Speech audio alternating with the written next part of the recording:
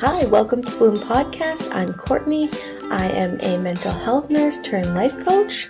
And I'm Sydney, a certified Canadian counselor. Together, we're going to be discussing all things mental health and counseling. We hope you join us. Hi, everybody. Thanks for joining us today.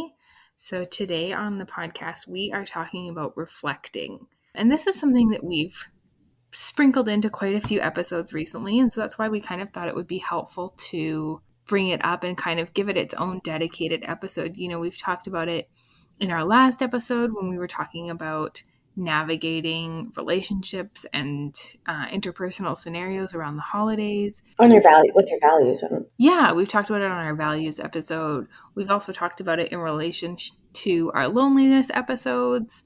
So it's come up quite a few times, and we're pretty passionate about reflecting. So we thought it would be really important just to talk about, you know, why is it so important to reflect? Why do we keep bringing this up? And also, how can you do a reflection? What are we meaning when we say reflect on this scenario? Yeah, I think reflection kind of comes hand in hand, and it's one of those things that is talked about a lot, but it's just assumed that people know what that means. Mm-hmm. And I think people probably have like a broad general idea of what it means to reflect, but I think there's more ways, and we'll talk about those, about how you can do that and go about that might be kind of less formal or different to you than how you would maybe typically look at reflecting. Yeah. And when I think of reflection, I think what's really important is, I think a lot of people just think of it as like, okay, I'm going to think about this scenario, and when I'm done reflecting. But it's really important to consider reflection is very different from like ruminating. Reflection has kind of a purpose, and it's much more, when you're doing it, you're being very specific about it. You're not just, you know, tootling along and going over the same situation over and over and over. When you're reflecting, it's kind of more focused. Yeah, and with purpose. Yeah. So that's, I think, the first part that's really important to distinguish is when you are reflecting, you know, generally it's going to be something that you're almost like sitting down to do on purpose. You're not just going to, you know, oh, I've been thinking about this situation for the last 3 days and nonstop, so I've been reflecting. That is more ruminating, and that's more anxiety based than trying to kind of have a better sense of what's going on for you. Yeah, no, I think, yes, certainly. I think oftentimes also when we think of reflection, we think about a specific scenario or situation, like some sort of event or interaction happened, and we want to go back and reflect on that. But I think also what's becoming kind of more mainstream, that's not really the word I'm looking for, is like reflecting on ourselves, right? And like how we respond to things, how we interpret things, how we react to things, and just getting a deeper sense of our own being. Mm-hmm. Yeah, like that introspection. And it's almost like that idea of, you know, we see lots of things in our society of self-help and being our best selves and continually improving. And I think some of that's really helpful, but a big piece of being the best version of ourselves in our lives is from self-reflection. Yeah, like understanding. When you understand yourself and how you interpret the world around you, it's a lot easier to fit into that space more authentically. Yeah, and I think that's where the benefits of reflection comes in, right? One of the biggest benefits is like a better sense of you, of what matters to you, right? We talk about it in our values episode way back in the summertime of, you know, figuring out what matters to you in order to really know how to make decisions. And that can be part of your life compass and part of kind of knowing what matters to you and knowing your values. And all of those pieces come from self-reflection. Yeah. And like there's self-reflection. And I'm just going to go back to like reflecting on, I think this is where rumination comes in, is when we reflect on specific scenarios, right? And when we can get caught in that kind of negative tailspin where we're not being productive. So just kind of being aware and going into this situation with intention. Yeah. Yeah. And so I think when we're thinking even about, if you're going to consider a specific scenario and you're going in with that intention, some of the benefit that can come out of that can be, you might come out with better decision-making skills, or you might be able to reflect on that situation and then in the future know what mattered to you most, what you want out of that situation, and how you can go forward in a way that is productive, right? So we're talking about if something happened and you want to reflect on that, you're reflecting on it in a way not of, oh, I should have done this and I should have done that and I should have listened to so-and-so, but instead with that intention of, this part of that scenario really bothered me. Okay, what about that really bothered me? And kind of pulling it apart in a way of figuring out the pieces that are important to you, the pieces that have impacted you. And from that, that's where you get that self-knowledge. Yeah, I think it's about growth and understanding, right? Because if you are taking the time and energy to reflect on something, it's usually something that's meaningful to you, right? Yeah. It's either a meaningful relationship or it's just growing yourself, right? Mm-hmm. And getting a deeper understanding of yourself. So yeah, I think it's super important to kind of have this skill, to learn how to use this skill. And I think once you have that ability and once you can put it into practice and you feel comfortable with it, I think you'll see a lot of growth in different areas of your life. Yeah, and I think that's a really good point, Courtney. Those pieces of it is a skill. So the first time you make the intention and you go to sit down to do a reflection, it might be hard not to get pulled down into the worrying or the, being hard on yourself or the anxiety-based parts that kind of can naturally come up. It's really a hard skill to develop, but an important skill to be able to reflect on a situation, reflect on a relationship, reflect on where you're at in life in a way that is moving you forward, that is productive, that has, those pieces of not always an end goal, but that you're moving towards something instead of just digging down into the mud and beating yourself up. Yeah, and I'm hearing a lot of themes that aren't being directly talked about, but like self-compassion in this process. Non-judgment. I think like a key part to having reflection is taking away that judgment piece of yourself and others, right? Mm-hmm. Because that's probably why we need to reflect in the first place, is because we've placed judgment on either ourselves and we're feeling crappy, or we've placed judgment on others and their actions and we're feeling crappy about it. I think it's probably a starting point for a lot of people's reflective practices. Yeah, and I think our emotions are always going to be a big part of that, right? Because generally, when we are needing to reflect on a situation or a relationship or where we're at in life, there's going to be big emotions that come up. Mm-hmm. And some of that, it might be really hard to reflect on that without being judgmental of ourselves. We might automatically go into that place of shoulds. I should have said this, I should have done this, or I shouldn't let this bother me. And so being aware that the self-compassion and the non-judgment is kind of the starting bounds. It's like the root. Yeah. Yes. Because if you can't go into a reflection and be self-compassionate and be non-judgmental, it's just going to turn into you beating yourself up, getting into a rut of telling yourself what you should and shouldn't have done. And then I think at the end of it, you're not going to come out more self-aware or with any of the benefits of the reflection, but you're probably going to come out just feeling crappier.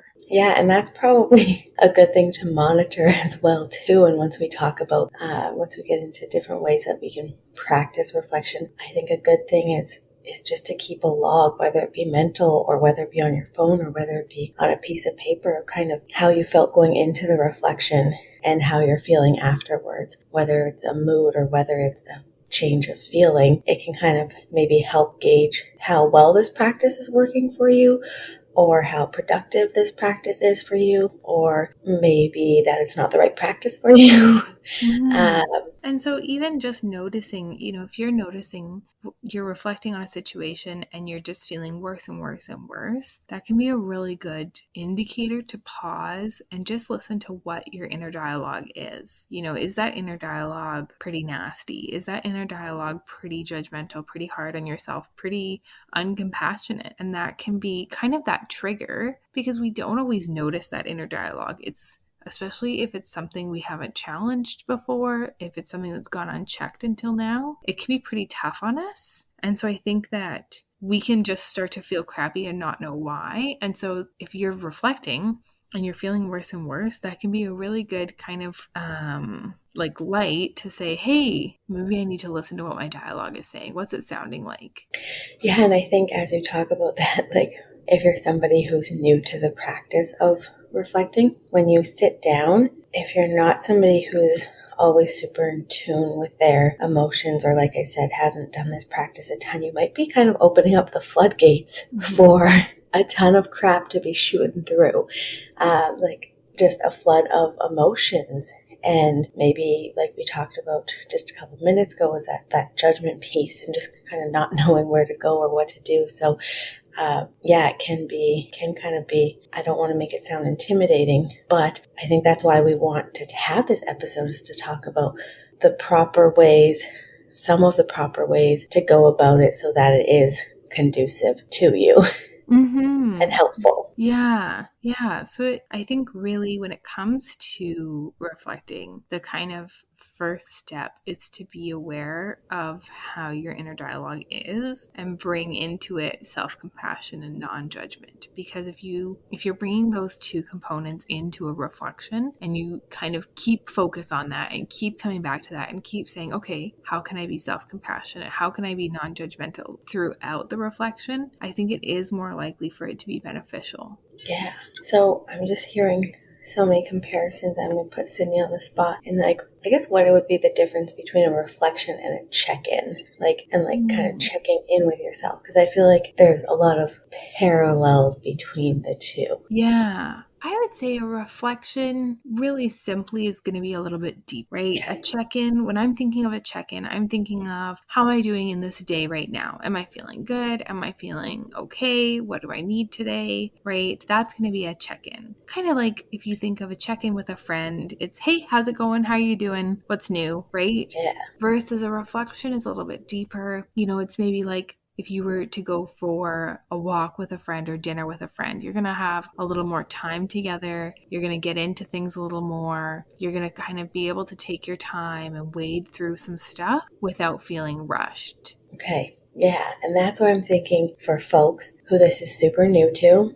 And reflection sounds scary. Maybe like starting with just check-ins. If you're super out of tune or not in tune with your emotions on a day-to-day and with your feelings, even just starting at that kind of stepping stone point of like, how am I doing today? And just keeping a log of that, right? Yeah. And I think even just, I think sometimes for some people, keeping a log is really helpful. And for some people, that can begin to be a barrier. So I think you have to know yourself, which comes back to reflection. But if you are someone that typically is logging things, if you're a bullet journaler or if you app monster, then maybe that might be really good for you. If you're someone who typically thinks of these things as like, oh yeah, I should do that, and then falls off the bandwagon, I would say just put a sticky note in your car that says, how am I doing today? Yeah, or an alarm on your phone, and just make a mental note, right? Yeah. It can be simple, but I'm just trying to bring as many people in to this, and reflection shouldn't be scary. It doesn't have to be scary. It's amazing. So much opportunity for growth, but you might not be there yet. And that's where, like we talk about, this self-awareness piece that can come with reflection, but even just what might be a starting point for you is just a check-in. Yeah. And then you might start wanting to expand from there. Yeah. So some things you can ask yourself just to check in. And you can ask yourself multiple of these questions. You can ask yourself just one would be, how am I doing today? What do I need today? What's my biggest emotion today? And just those kind of things, even being able to say, I'm feeling really angry today. That's my overwhelming emotion. Or I'm feeling really happy today. Just bringing that awareness to your emotions might be so new that might be huge in and of itself. And so when we're talking about check-in, when we're talking about reflection, the overarching goal is that self-awareness, because through that self-awareness, we have a better sense of what matters to us. We're better at making decisions. We know why something is important. We know why we are passionate about what we're passionate about. We begin to know why something someone says triggers us. There's all these things that start to kind of click together the more self-awareness and the more self-understanding we have. And so on the big grand scheme, being able to know that stuff about ourselves gives us more self-compassion, because we can say, oh, I totally know why this person is so frustrating for me, because they bring up X, Y, and Z for me. And that brings self-compassion, right? But also, when you kind of shrink it right down, just being able to know, hey, I'm feeling really angry today, and I need a break, and I need to go take a walk before I leave work and go home to my family. It doesn't always have to be connecting all the dots. It can be on that smaller scale of being able to say, whoa, every single day this week, my overwhelming emotion has been overwhelmed. Okay, this weekend I need to really take care of myself. Yeah, and even just, and this would be reflection, like this is where the parallels come in, right? Like if a check-in sounds more your speed, checking in throughout the day or at the end of the day about like, what was my high point? What was my low point? Mm-hmm. Right? And just even doing that for a few days can help you gain a better understanding of yourself, right? Mm-hmm. If you're like, dang, every time I talked to Sydney, I felt really low afterwards. That's not true. That would never happen to anyone. But you can kind of start to connect those dots, Yeah. right? Yeah. So we always, I mean, our goal with this podcast, just in general, I think, is to take away the complication of things and just make tools and skills accessible to people Mm-hmm. and not scary. And we want to meet you where you're at. So if you're at check-in, cool, that's awesome. But if you're past check-in and you're ready to move on from there, then let's talk a little bit more about this reflecting piece. Yeah. So, kind of like what you said, it's almost like check-in is the snack and reflecting is the meal, right? And I think you can't subsist on snacks forever, but they can tide you over for a long time. Oh my gosh, now I'm thinking about snacks. So, when we're thinking about reflection, when we're thinking about check-in, you might be at check-in for a long time, but when you're ready to move into reflection, it might not even be a conscious decision. It might just be you start to go deeper because it starts to get easier, right? And so you don't have to be able to say, oh, look at me, I'm reflecting now. But maybe you're listening to this and you're like, yeah, okay, I can check in, but I also want to be practicing reflection. One of the ways you can do that really is starting with something like mindfulness. And Oh my, Sydney and her mindfulness. I roll my eyes every time she brings up mindfulness. You can't see it, but they're rolling. They're in the back of my head. But so the thing about mindfulness is you're focusing on one thing, you're in the present moment, right? And so when you are reflecting and you're trying to really reflect on one situation, it's not necessarily the present moment because maybe it was a situation that previously happened, but you're really bringing your awareness to that person, that situation, where you're at personally, your day, whatever it is, you're bringing your attention and your awareness to that to do that reflection. And so that's where, if we're practicing our mindfulness, if we're, practicing bringing our brains back to what we're focusing on, we can go deeper. We can have that meal-sized reflection because we're not letting our brains go on the 10,000 rabbit trails about what's for dinner. I need to go grocery shopping. I should get gas. Yeah, so what I'm hearing is basically if you already have a mindfulness practice in place, reflection is likely to come a little bit more easy to you, potentially. Because if you're not someone who practices mindfulness, sitting down for the reflection, like we mentioned, is likely going to be a bit scatterbrained, right? But just like mindfulness, and like we talked about, it's a skill and it's a practice, so you will get better at it. Mm-hmm. But if you're already practicing mindfulness, you're probably teeing yourself up in a little bit of a better position. Yeah. So another way to kind of have that reflection is something like a walk. So if you're somebody who's maybe more distractible or just needs to get out of the house in order to reflect, maybe there's a lot of people there, maybe maybe whatever's happening in the house is what you're wanting to reflect on, whatever it is. Something like a walk where you leave your headphones behind, right? You're not Are you even walking? but you're not listening to music, you're not listening to a podcast, because those are things you're not reflecting if you're listening to things, right? Mm-hmm. So you're taking the time to, again, kind of be mindful on this walk and take that time to reflect. And it can really just be, okay, I'm going to go for an hour walk. And sometimes that movement can kind of help us focus in and just be alone, be out in nature, and really dig deep into whatever it is we've decided to reflect on. Yeah, and I'm just thinking, because your girl loves exercise, so when I hear walk, I'm like, yeah. I'm just thinking, even if you take that time and you go out in nature for a walk, you might not even start out with a specific reflection intention. And something when you take that time in that space for yourself, I think it can kind of open up the doors to have those opportunities, and you're creating that space for that to be able to happen. Mm-hmm. Yeah. And so I think another way to create that space is to journal, right? Like if you're deciding to journal, and truly journaling is not for everybody, but neither is mindfulness, neither is walking. But I think if you journal, sometimes that can set that intention too, right? Like if you write at the top of your journaling, I'm going to journal about Sally at work because I'm having a really hard time with her and I need to figure it out. That can just, every time you're starting to wander off, you come back to the heading, Sally at work. Okay, what else am I kind of crunching away about with Sally? What's going on there? I also dislike journaling. I'm like the worst therapist. I'm not a therapist, but I shouldn't say I'm an advocate for these things. I understand the benefit of them, but it's hard to be an advocate when you don't practice them. But when I think of journaling, I'm thinking like, I heart Daniel from grade 8. And that's what I think of as like a little heart-locked journal with all my grade school crushes in them. I think that's more of like a diary. Okay. Okay.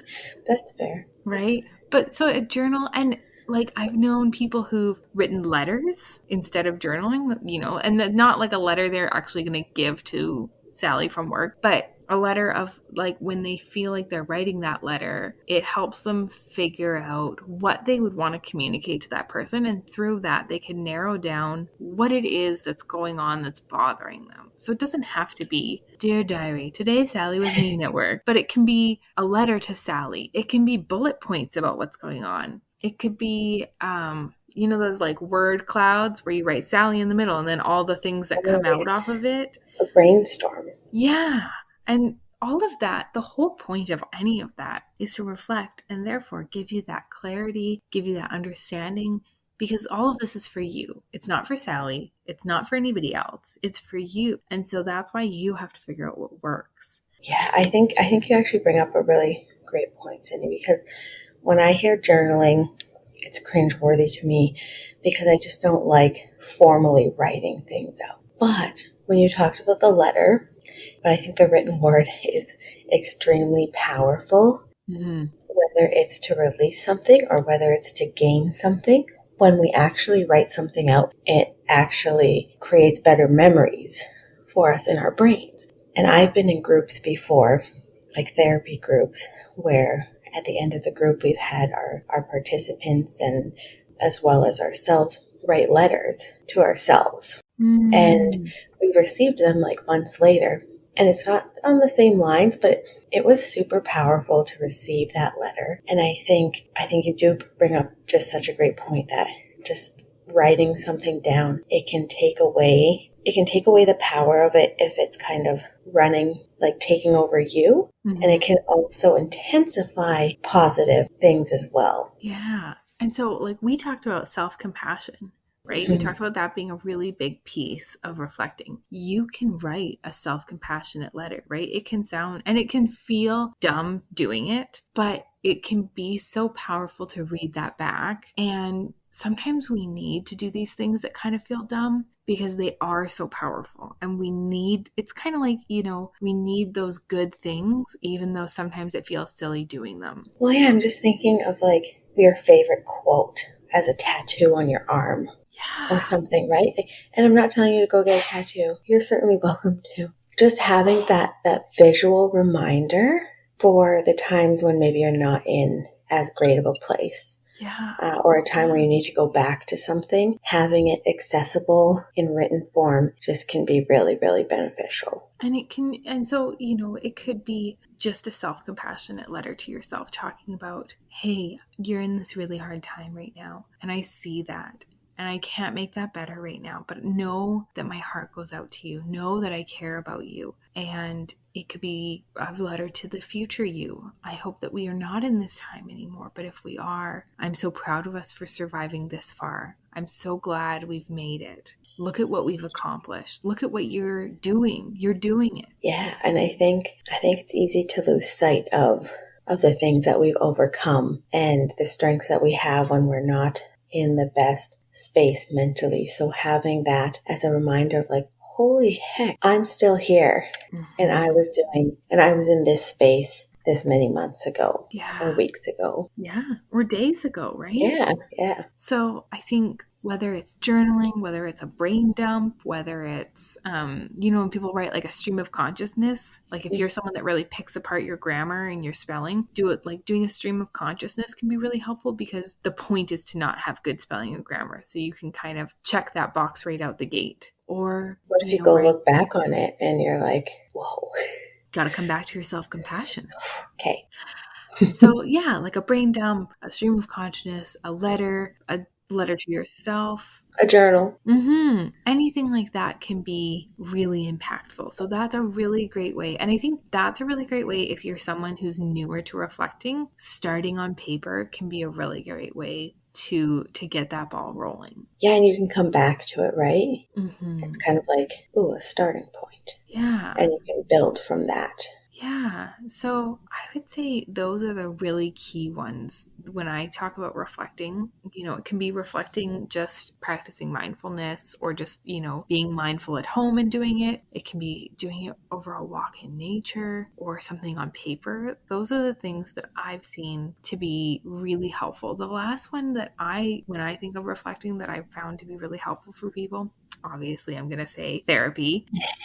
And the thing about that is reflecting is a skill. Yeah. And so sometimes when you go to therapy, you inadvertently develop that skill because what you're doing with your therapist is reflection. Mm-hmm. Right? And sometimes there are situations that are really hard to reflect on and wade through on our own. And I think that's where therapy can be really beneficial to help us not only learn how to reflect, but to learn how to reflect well, to practice that skill with someone else, and to sometimes get through, you talked about opening those floodgates. Sometimes we need someone to get through that floodgate with us. Yeah, like a little life jacket before we get our own stroke going. Yeah. And so then for some people, they continue with therapy on, and that's wonderful. And for other people, they go, they process what they need to process, and then they keep going and reflecting on their own and just pop back in when they need to. Yeah, I think therapy, when I think of therapy and reflection, I think of it as going to therapy can really help us gain a better understanding of ourselves and of others. Mm-hmm. And once we bring that understanding in, we're going to naturally be better at reflecting. Absolutely. There are things that I've processed in the past with my therapist that I still come back to this day, because the way we process that, when that situation or that person comes up, I come back to that session and I go, okay, yeah, I remember what we talked about and I remember what we came to, and I had all these connections about why this bothers me and why this is so hurtful. And coming back to that feels like, right, I know this about myself and I can keep going from there, but I have this base point to come back to. Yeah, and I think I just want to expand on that slightly, is that I think if you have a really complicated relationship with an individual or even with yourself, then therapy can kind of break down some of that and put you in that better place, right? Mm-hmm. So I think especially for people, for anybody, of course, therapy is amazing, right? Yeah. You can be at any point in your life. You can, well, we love therapy here, but you can be at any point in your life. But I think when it comes to reflecting, if you have really complicated relationships, it can really help, especially with those. Yeah. So those are kind of the things that can be really beneficial when you're starting out reflecting. And so I think, we just come back to wherever you're at, whether it's checking in once a month, once a week, once a day, whether you're reflecting that same cadence, whatever it is, I think starting somewhere is the best place to start. Yeah. And my last words are intention, purpose, and distraction free, which kind of comes with the other two. Yeah. It's like a tag along. Yeah, those three together, I think, are what set you up for success with those pieces of self-compassion and non-judgment. And so we hope that this has been helpful for you in some way, and that however you start your reflection journey, wherever you're at, that you're encouraged to keep going. Yeah, and I just want to make one last note of, if you're listening to this podcast or any of our podcasts and you have questions about things that we talked about, or you want more clarity, reach out to us on our social media. We are super happy. We always love answering people's questions or providing clarification or expanding on things. Yeah. We want to be connected with you guys. So if you have those questions, just let us know. Yeah, absolutely. Thanks for listening. Thanks, guys. See you next week. Thanks for listening. You can follow us on our socials, thebloom.podcast on Instagram and Bloom on Facebook. Rate, review, share, and subscribe today. This is not intended to be taken as medical advice. Please seek medical help for any mental health needs. If you are experiencing a crisis, please go to your nearest ER.